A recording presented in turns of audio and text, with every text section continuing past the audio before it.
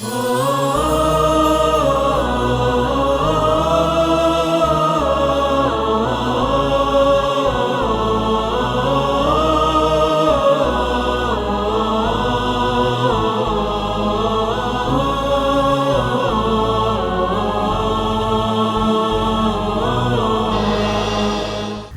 پہنچے ہیں اس وقت ایسی جگہ پر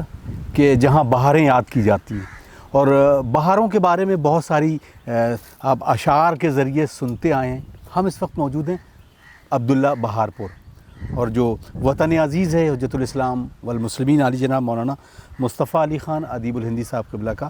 اور کیونکہ یہاں سے سفر میں آپ نے دیکھا کہ ہمارے کچھ سوالات تھے، اسی کو دیکھ کر ہم یہاں اس باغ میں موجود ہیں، اور اب اس کی نوعیت کو دیکھیں، گرمی کا موسم، اور احساس کریں کہ وہ جو لوگ شاید گاؤں کبھی نہیں گئے ہیں، اور ان کے لیے یہ خاص خوبصورت تحفے کے طور پر ہم یہ پوڈ کاسٹ کہیں یا یہ ڈسکشن کہیں۔ وجہ یہ ہے کہ ہمارے ساتھ موجود ہیں علامہ صاحب، تو ان سے کچھ بات کریں گے۔ تو اس موسم کو دیکھتے ہوئے اور یہاں کے بارے میں ایک سے سوال تو بنتا ہے کہ علی جناب مولانا حجت الاسلام مصطفیٰ علی خان قبلہ صاحب جو ہمارے ساتھ موجود ہیں، اگر یقیناً وہ لوگ جو کبھی گاؤں نہیں آئے، ظاہر سی بات ان کے لیے تو ایک الگ سی چیز ہوتی ہے یہ موسم جو مئی کا، اور شدت کی دھوپ کی تپش، اور اس کے بعد اس باغ میں اور اس کی جو ایک کیفیت ہوتی ہے وہ کیسے محسوس کی جائے گی، تمام ناظرین یہ جاننا چاہیں گے۔ دیکھیں، آپ نے جو اشارہ کیا صحیح، بالکل صحیح اشارہ ہے۔ وہ افراد جو کبھی گاؤں نہیں آئے ہیں، ہم کتنا بھی اس کو بیان کر دیں، وہ اس کیفیت کو تو نہیں محسوس کر سکتے۔ اس کیفیت کو محسوس کرنے کے لیے تو انہیں کسی گاؤں میں ہی جانا پڑے گا۔ لیکن اس وقت بھی ہم یہ بتا سکتے ہیں کہ مئی کا مہینہ ہے، تقریباً ہندوستان بہت زیادہ گرمی دیکھ رہا ہے، اور اس بار ایوریج سے زیادہ گرمی ہے۔ لیکن ابھی بھی ہم اگر اس گاؤں میں دیکھیں، اور اس باغ میں، اس آم کے پیڑ کے سائے میں ہم جو بیٹھے ہیں، تو ہمیں کسی قسم کی کسی گرمی کا احساس نہیں ہو رہا ہے، سکون سے بیٹھے ہوئے ہیں۔ اور یہ ایک ایسی چیز ہے جو واقعاً اب دھیرے دھیرے ختم ہو رہی ہے، یعنی دھیرے دھیرے گاؤں ختم ہو رہے ہیں، دھیرے دھیرے پیڑ ختم ہو رہے ہیں، دھیرے دھیرے باغ ختم ہو رہے ہیں، اور اس کا احساس جو اور آنے والی جنریشن ہے شاید اس کو اور شدید ہوگا کہ جب سائے کے لیے کچھ بھی نہیں رہ جائے گا، اور کنکریٹ کا ایک جنگل بنتا چلا جائے گا۔ لہٰذا ایک بہت ضروری امر ہے، خود اسلام نے بھی تاکید کی ہے، اور جو سائنٹسٹ ہیں، پڑھا لکھا طبقہ ہے، وہ بھی تاکید کرتا ہے کہ ہم پیڑوں کا خیال رکھیں، ہم اپنے انوائرمنٹ کا خیال رکھیں۔ اگر پیڑ کاٹنا بہت ضروری ہے تو کم سے کم اس کے عوض میں 10 پیڑ یا 20 پیڑ لگائیں، پھر ہم جا کے کسی ایک پیڑ کو وہاں سے ہٹائیں۔ اگر ہم اپنے شہر لکھنؤ کی بات کریں تو لکھنؤ میں، پرانے لکھنؤ کی طرف اب جو ایک پرانا، اگر آپ اس کے تصویریں دیکھیں تو وہاں ہریالی بہت تھی، لیکن اب نہیں ہے، اور وہ اس کا نقصان یہ ہو رہا ہے کہ اب گرمی بہت زیادہ اس علاقے میں بڑھ گئی ہے۔ تو یہی ہر شہر میں ہو رہا ہے۔ تو یہاں میں واقعاً اپنے ناظرین سے کہوں گا کہ ایک بار ضرور وہ کسی قریب کے گاؤں میں جائیں، اسی مئی کے مہینے میں جائیں، اسی جون کے مہینے میں جائیں، اور دیکھیں کتنا فرق ہے شہر میں اور گاؤں میں ٹیمپریچر کے لحاظ سے۔ کچھ بھی نہیں، 100 کلومیٹر ہم شہر سے ادھر آئے ہیں، ایک دیہات میں جہاں تھوڑا سا پیڑ ہیں، تھوڑے سے سایہ ہے، اور اس شدت کی گرمی جہاں انسان کو بغیر اے سی کے سکون نہیں مل رہا ہے، وہاں ہم اس ہوا میں، تازی ہوا میں بیٹھے ہوئے ہیں، اور بہت آرام سے بیٹھے ہوئے ہیں۔ تو یہ بہت ضروری چیز ہے، اور اگلی نسل کو اگر ہم ایک اچھی فضا دینا چاہتے ہیں، ایک اچھی صحت دینا چاہتے ہیں، تو ضروری ہے کہ ہم اپنے باغوں کی، اپنے پیڑوں کی حفاظت کریں۔ ہاں، کیونکہ ظاہر سی بات ہم یہاں جو ہم گفتگو کر رہے ہیں اس کا ایک مقصد بھی ہے کہ لوگوں تک پیغام پہنچے۔ گلوبل وارمنگ جس طرح سے ہے کہ ساری گاڑیوں میں اے سی ہے، گھروں میں اے سی ہے، شہروں کا جو ایک انڈسٹریلائزیشن ہوا اس کی وجہ سے ٹیمپریچر بہت ہائی ہو رہا ہے۔ اب گاؤں میں دیکھنے کے بعد سکون، تمام وہ لوگ جو شاید سن رہے ہو یہاں کی جو ہلکی ہلکی آوازیں جانوروں کی،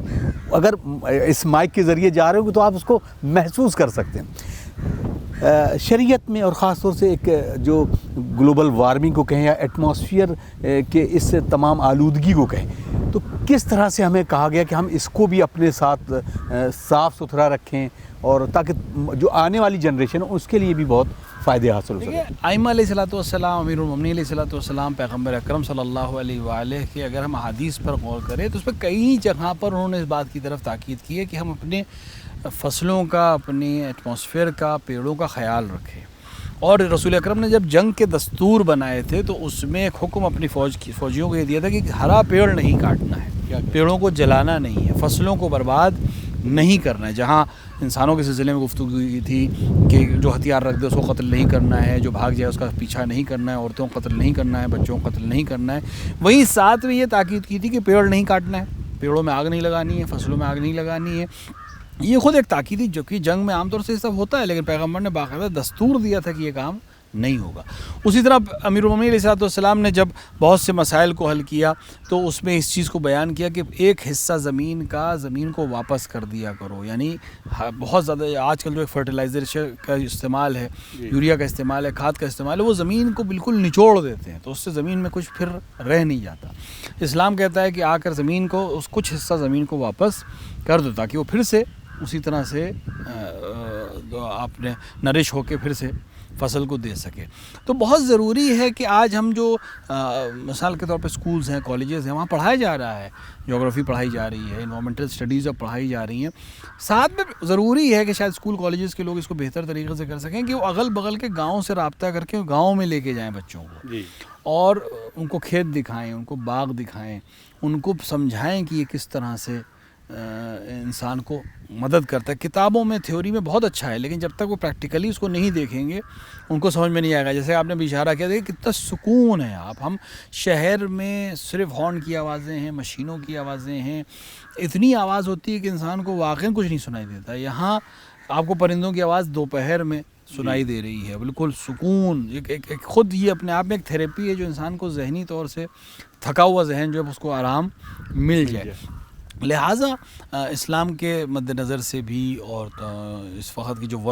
گلوبل وارمنگ ہے اس کو دیکھتے ہوئے بھی بہت ضروری ہے کہ ہم اپنے پیڑوں پر، اپنی فضاؤں پر، اپنے کھیتوں پر، اپنے باغات پر کام کریں۔ اگر ہم نے نہیں کیا تو ویسے بھی بہت دیر ہو چکی ہے، لیکن اگر ہم نے اب بھی دیر کی تو شاید اگلی جنریشن کو نہ ہم اچھی ہوا دے پائیں گے، نہ اچھا پانی دے پائیں گے، اور ہم شاید صرف امراض کے علاوہ انہیں کچھ وراثت میں دے کر نہ جائیں۔ بڑا خوبصورت آپ نے ایک میسج بھی دیا۔ خیر، خاص طور سے اب بچوں کے لیے جیسے پرائمری اسکولس ہیں اور وہ بچے جو واقعی پیدا ہوئے ہیں، ان کا بیک گراؤنڈ گاؤں کا ضرور ہے، ان کے والدین گاؤں کے ہیں، ان کے لیے کتنا اہم سمجھتے ہیں کہ اس طرح کی جگہ پر جہاں پر لوگ اسکول کے ٹور وغیرہ جاتے ہیں، الگ الگ چیزیں، میوزیم دکھاتے ہیں، تو گاؤں میں آ کر ان کو بچوں کو گلوبل وارمنگ اور خاص طور سے جو انوائرمنٹ کا سبجیکٹ ہے اس کو لا کر دکھانا اور اس کو پڑھانے میں کتنا فرق سمجھتے ہیں، کتنا ایک یہ سماج کے لیے، ایک معاشرے کے لیے کتنا اہم ہوگا؟ دیکھیے بہت ضروری ہوگا، ہر چیز کے لیے پریکٹیکل بہت اہم رکھتا ہے، خصوصاً اس طرح کی انوائرمنٹل اسٹڈیز کے لیے پریکٹیکل کے بنا شاید ہم وہ بات ان تک نہیں پہنچا پائیں۔ لہٰذا جس طرح ہم میوزیم لے جاتے ہیں، جس طرح ہم زو لے جاتے ہیں، اور ہم اسی طرح ہل اسٹیشنز پہ لے جاتے ہیں، عام طور سے بڑے بچوں کو لے جاتے ہیں، لیکن اگر چھوٹے بچوں کو قریب کے جس شہر میں بھی رہتے ہوں وہاں کے قریب کے دیہاتوں میں، باغات میں، کھیتوں میں اگر ان کو لے جائیں اور ان کو باقاعدہ لائف دکھائیں کیسی ہوتی ہے، ایک تو گاؤں کی لائف کیسی ہوتی ہے، دوسرا کھیت کس طرح سے انسان کے کام آتے ہیں، باغات کس طرح سے سکون دیتے ہیں، سایہ کیا ہوتا ہے، واقعی ایک پیڑ کے سائے میں کس طرح سے سکون ملتا ہے، خصوصاً وہ بچے جیسے کہ آپ نے اشارہ کیا جن کا کہیں نہ کہیں سے بیک گراؤنڈ ہے گاؤں کا، لیکن اب وہ شہری تعلیم میں مثال کے طور پہ باپ گئے یا دادا گئے اور اب وہ نئی جنریشن آنا نہیں چاہتی، ظاہر ہے کہ جو سہولتیں شہر میں وہ یہاں نہیں ہیں، لیکن اس کے باوجود اگر آج ہم دیکھیں اور ہم واقعی کمپیئر کریں تو شہر میں اے سی میں آپ کو سکون نہیں ہے، لیکن گاؤں میں پیڑ کے سائے میں تھوڑی سی بھی اگر ہوا چل رہی ہے تو آپ کو زیادہ سکون ہے اور زیادہ فریشنس آپ محسوس کریں گے۔ لہٰذا ضروری ہے کم سے کم وہ ماں باپ جن کا تعلق گاؤں سے اگر اسکول نہیں بھی کر پا رہا ہے، ہر اسکول کے لیے شاید امکان میں نہ ہو، کم سے کم وہ ماں باپ جن کا کہیں نہ کہیں سے کوئی لنک گاؤں سے ہے تو اس لنک کو ختم نہ کریں، اپنی نئی جنریشن کو کہیں نہ کہیں سے جوڑیں، وہاں تک لے جائیں، کچھ گھنٹوں کے لیے صحیح لے جائیں، پورے دن نہ لے جائیں، بہت سے مسائل ہوتے ہیں، لیکن لے جائیں تاکہ وہ اس سے مانوس ہو سکیں اور اپنے آپ کو اس سے جوڑے رکھیں، یہ جوڑ ختم نہ ہو اور اگلی نسل اس کے اوپر کام کر سکے، اس کو ایک اچھی وراثت ہم دے سکیں۔ اگر زمین سے ایک جڑاؤ، ایک بچے کا جڑاؤ، اور زیادہ تر وہ شہری پنا اتنا زیادہ آ گیا ہے کہ بچے کو بالکل گندگی، آلودگی کو سے دور رکھنے کے لیے وہ زمین سے بھی دور رکھتے ہیں، ایک بچے کی نشو و نما کے لیے زمین حقیقتاً جو ایک شرعی نقطہ نظر سے دیکھا جائے اس کو جڑنا اور اس کے اپنے خود پرورش اور اس کی اپنی جسم کے لیے کتنا اہم کردار نبھاتی ہے. دیکھیں ہم ہر ایک کہتا ضرور ہے یہ، لیکن شاید بار بار کہنے کے باوجود بھول جاتا ہے کہ انسان مٹی سے بنا ہے، آخر ہم مٹی سے بنے ہیں. تو یہ مٹی ہمیں فائدہ ہی پہنچائے گی، ہمیں نقصان نہیں پہنچائے گی. اور اگر ہم بچوں کو زمین سے نہیں جوڑیں گے تو ان کے اندر جو نشو و نما ہونی چاہیے وہ نہیں ہوگی. ہمیں یاد ہے اور بزرگوں کو ہم نے دیکھا کہ اپنے بچوں کو وہ چھوڑ دیتے تھے گاؤں میں، خصوصاً ہمیں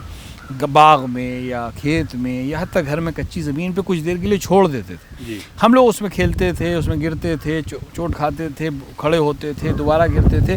تو وہ زمین ہمیں مضبوط بھی کرتی تھی، ہمیں نرش بھی کرتی تھی، اور ساتھ ہی ساتھ ہمیں اندر سے امیون سسٹم کو ہمیں بہت مضبوط کرتی تھی. آج جو بچے کنکریٹ پہ پل رہے ہیں، ٹائلز کے اوپر چل رہے ہیں، فلورنگ کے اوپر چل رہے ہیں، کارپیٹس پہ چل رہے ہیں، ان کے اندر وہ مضبوطی نہیں ہے جو ان کی پچھلی جنریشن میں ہے. اور اس کی حقیقت یہ ہے کہ وہ زمین سے جڑے تھے، یہ زمین سے جڑے نہیں ہیں. لہٰذا ایک کوشش یہ ضرور کریں کہ اگر گاؤں آ سکتے ہوں تو گاؤں کے ذریعے، نہیں تو کم سے کم شہروں میں جو پارکس ہیں جہاں ابھی فضا ہے، گرین گراس ہے، فیلڈ ہے، وہاں ان بچوں کو ضرور لے جائیں. کوئی مسئلہ نہیں ہے، تھوڑی دیر وہ کھیلیں گے، گندے ہو جائیں گے، جائیں گے نہائیں گے، کپڑے بدل لیں گے، کوئی اتنا بڑا مسئلہ نہیں، لیکن وہ رابطے میں رہیں زمین سے، ان کے لیے بہت ضروری ہے. اور اگر ایسا نہیں کیا گیا تو جو اس کے بعد کی جنریشن آئے گی وہ بہت کمزور جنریشن ہوگی، مینٹلی بھی اور فزیکلی. ناظرین آپ دیکھیں اس پوری گفتگو کو آپ نے سنا اور شاید محسوس بھی کیا ہو، لیکن ہم امید کرتے ہیں کہ آپ اگر گاؤں سے نہیں بھی جڑے ہیں تو اپنے بچوں کی خاطر ان کو ایک بار گاؤں کی سفر کی طرف لے جائیں. سفر کے بارے میں میں نے بات کی کہ انسان کتابیں پڑھتا ہے اور شاید 1 کلومیٹر کا سفر وہ ایک کتاب کی جو نالج ہوتی ہے اس کے برابر ہوتا ہے. ہاں ہو سکتا ہے کہ ڈفرینٹ طور پر یہ کہا گیا ہو، لیکن یہ یقینی طور پہ ہے کہ سفر آپ کریں تو آپ کی نالج میں یہ اضافہ ہوتا ہے اور آپ بہت ساری چیزوں کو محسوس کر سکتے ہیں. اگلے پڑاؤ کی طرف ہم پھر سفر کریں گے اور اس خوبصورت سفر کے ساتھ کچھ اور یادوں کو تازہ کرتے ہوئے کچھ اور گفتگو ہوگی اور آپ کے لیے شاید اس سفر کو اپنے لیے خوبصورت بنائیں اور آپ کی جو نالج ہے الحمدللہ اپنی نالج میں بھی اضافہ آئے گا اور آگا کے ساتھ بیٹھ کے کچھ اہم نکات پر بھی گفتگو کریں گے. تو اجازت دیں مجھے، انشاءاللہ اگلے سفر کی تیاری جب کریں گے پھر ہم آپ کو اپنے ساتھ جوڑیں گے. اپنے میزبان اطہر کاظمی کو اجازت دیجیے. والسلام علیکم ورحمۃ اللہ وبرکاتہ.